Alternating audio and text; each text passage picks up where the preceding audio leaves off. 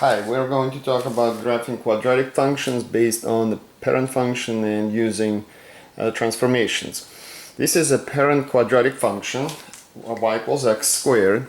If you make a table of values here, you are going to, for example, use numbers like -3, -2, -1, 0, 1, 2, 3. This will give you, when you square each number, it's going to give you 9, 4, 1, 0, 1, 4, 9. Of course, you can do it with more numbers, but that should be sufficient for you to graph it. What do we know about this function? The graph opens up.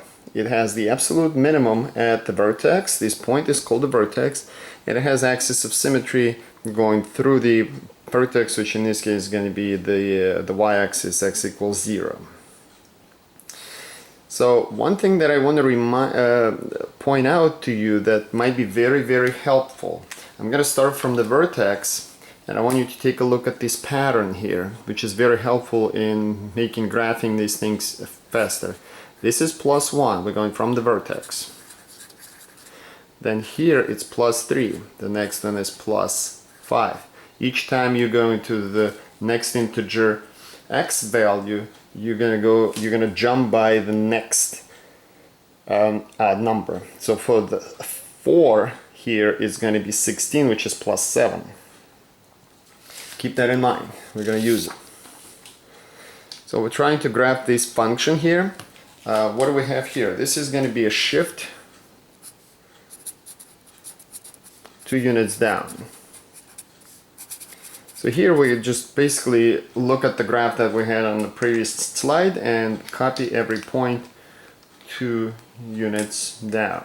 So 0.00 goes down here, 0.11 goes here, 0.24 goes here, and then 24 here, and then on this side, yeah, the same thing. But look at this, 1, 3. So if I want to get the next point here, it's going to be 1, 2, 3, 4, 5. And here, 1, 2, 3, 4, 5. You can also use symmetry. And I connect this very neatly, as neat as I can, making sure it's nice and sharp turn. And this is the graph of that function. So it's 2 units lower than the graph on the previous page.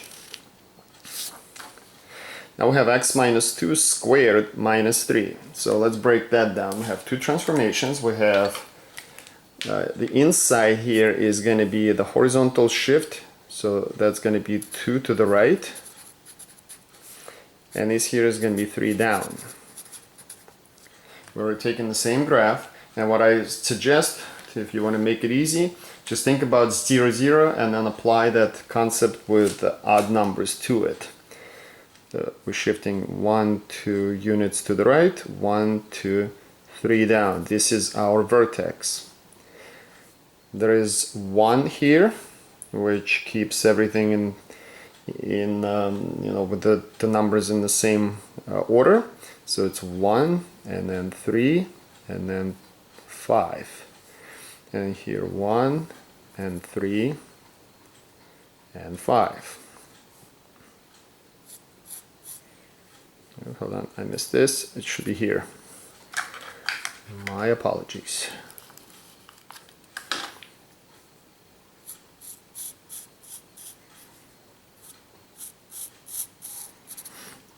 So I want to talk about this really quickly. The domain of a quadratic function is not going to change. This function shifted 3 units down. The horizontal shift is irrelevant here. So if you're talking about the range, let me write domain, it's going to be all real numbers. The range here is going to be impacted by this vertical shift. So now the range is going to be from 3, it still opens up, to infinity, right? Our vertex in this case is going to be at point 2, -3. Let's move on. Now we have -2 times x plus 1 squared plus 5. So let's write things in the order in which they should be done. This is a horizontal shift of 1 unit to the left. 1 to the left. And the second thing is going to be a stretch of a factor of 2, vertical stretch.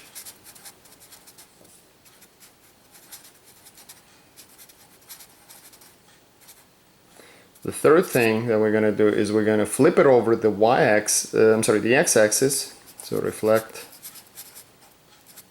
about the x-axis.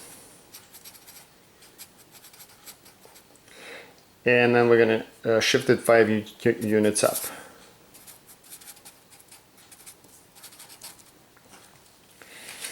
So the first thing we'll do, let's take 0, 0 and work with that.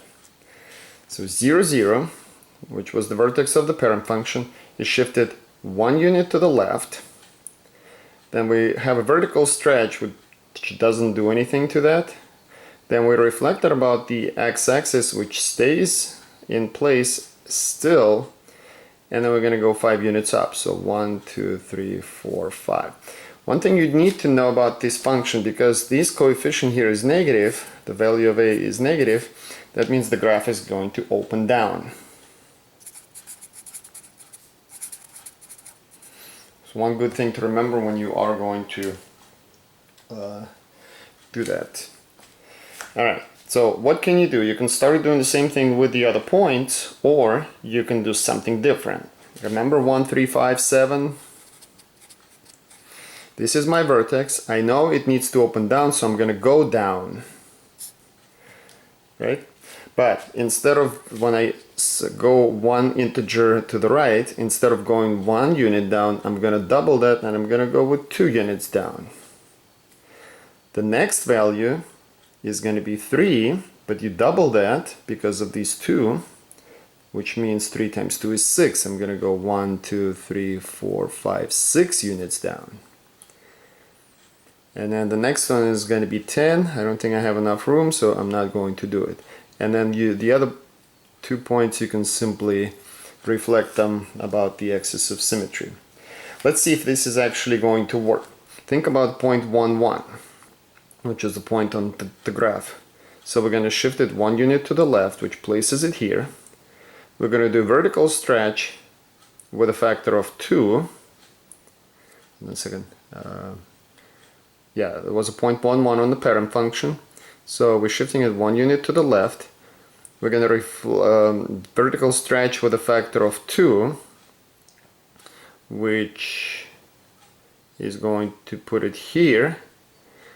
Then you're going to reflect it about the y-axis, the x-axis, which puts it here. And then you shift it 5 units up. 1, 2, 3, 4, 5. There you go. Think about point 2, 4. 2, 4. 1 unit to the left is going to put it at 1, 4. Vertical stretch with a factor of 2 is going to make it 1, 8. Reflecting it about the x-axis is going to make it 1, negative 8. And then going 5 units up is 1, 2, 3, 4, 5. So you will get the same graph, but I think using that 1, 3, 5 structure and just applying the stretches and applying shifts to the vertex and then applying 1, 3, 5 structure with the appropriate multiplier is going to make it a lot faster. Alright, have a couple more. This one here, so we multiply by a half here. This is a shift. The first thing that's going to happen is you're going to 3 units to the left. And then the second thing you're going to do is going to be vertical shrink by a factor of 2. So you're going to cut everything in half. So we're going to take our vertex, shift it 3 units to the left. It's going to be here. So the vertex is here. Nothing else is going to be done to that because 0, you shrink it by any coefficient, is still going to be 0. But think about this. This point 1, 1. Well, actually, here's what we're going to do, and I'm going to show you this. Our next point is supposed to go up by 1, right? But instead of going up by 1, we're going up by half of that. So it's going to be 1/2. Our next point is going to be going up by 3 from there, which is at 4. But you cut it in half, that's going to be 2. The next one is going to be from 4 going up by 5. So it's going to put it at 9. But 9, you're going to cut it in half, is going to be 4.5. So 2, 4.5, it's going to be here. So this graph is going to appear wider as you start graphing that.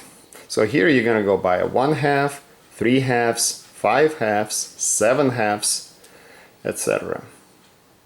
So you can see how this is going to look now. So this graph is going to be wider. Well, it's going to appear wider, but it's actually vertical shrink. Okay. And our last example here, we're going to do 4x squared minus 5. 4 is going to be a vertical stretch with a factor of 4. And the second thing is we're going to shift 5 units down. So I'd like to use the same process with 1, 3, 5, etc. So 0, 0. Well, we don't apply anything to that. You can't stretch that. So this one's going to be shifted 5 units down. 1, 2, 3, 4, 5. So our next point would have been 1, 1. But we are going to do vertical stretch of 4. So 1, 2, 3, 4. And then you're going to shift it 5 units down. You're going to end up here. But think about this. If I start at the vertex here, the next jump should be 1. But instead of going up by 1, I'm going to multiply that 1 by 4, and I'm going to up by 4. The next one is 3, right? 1, 3, 5, so 3 times 4 is 12, and the next one is going to go up by 12. 1, 2, 4, 5, 6, 7, 8, 9, 10, 11, 12, somewhere here. And then the same thing happens here, and the same thing happens here. So this graph is going to get quite a stretch because it's a pretty large factor of 4. We're still kind of, when we sketch it, we're still going to try to make our best by making it a nice and smooth curve. So you can still apply each transformation individually, but I think if you know the shape, if you know how to find the, how to locate the vertex. Well, actually, the vertex of the original parent function, y equals x squared, is 0, 0. So you shift the vertex to the new location based on, vertical and horizontal shifts. And then you apply you apply transformations to the vertex. And once you did that, then you can use, by knowing whether it opens up or down, you apply the 1, 3, 5 structure with a multiplier if you have one, and it's going to save you time when you try to graph these functions. So I hope this was helpful.